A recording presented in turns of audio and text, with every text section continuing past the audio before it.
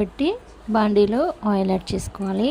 ఇక్కడ బంగాళదుంప కర్రీకి ఆయిల్ ఎక్కువగా యాడ్ చేసుకుంటేనే బాగుంటుంది. ఇక్కడ ఫ్లేవర్ కోసం నేను బిర్యానీ ఆకు, 2 ఇలాచీలు, 2-3 లవంగాలు, అలాగే దాల్చిన చెక్క వేసి ఫ్రై చేస్తున్నాను.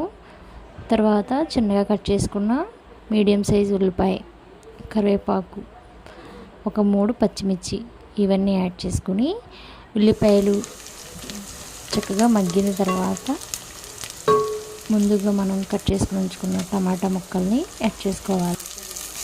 ఇందులోనే 1 టేబుల్ స్పూన్ అల్లం వెల్లుల్లి పేస్ట్ యాడ్ చేసుకుని టమాటా ముక్కలు మగ్గించుకోవడానికి సాల్ట్ని కూడా యాడ్ చేసుకొని ఈ టమాటా ముక్కలు మెత్తగా మ్యాష్ అయ్యేంత వరకు ఇలా మగ్గించుకోవాలి. ఇలా కలుపుతూ ఉండాలి, లేదా అడుగంటేస్తుంది. దీంట్లోనే జీలకర్ర పొడి, ధనియాల పొడి 1 టేబుల్ స్పూన్ వరకు యాడ్ చేసుకున్నాను.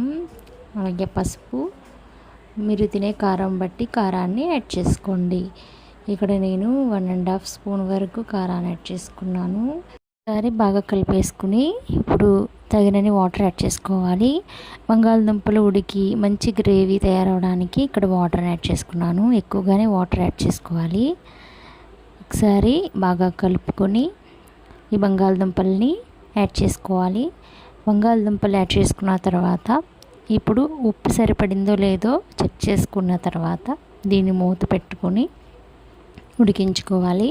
హై ఫ్లేమ్లో కాకుండా మీడియం ఫ్లేమ్ మీద పెట్టి ఉడికించుకుంటే కూర మాడకుండా ఈవెన్గా కుక్ అవుతుంది.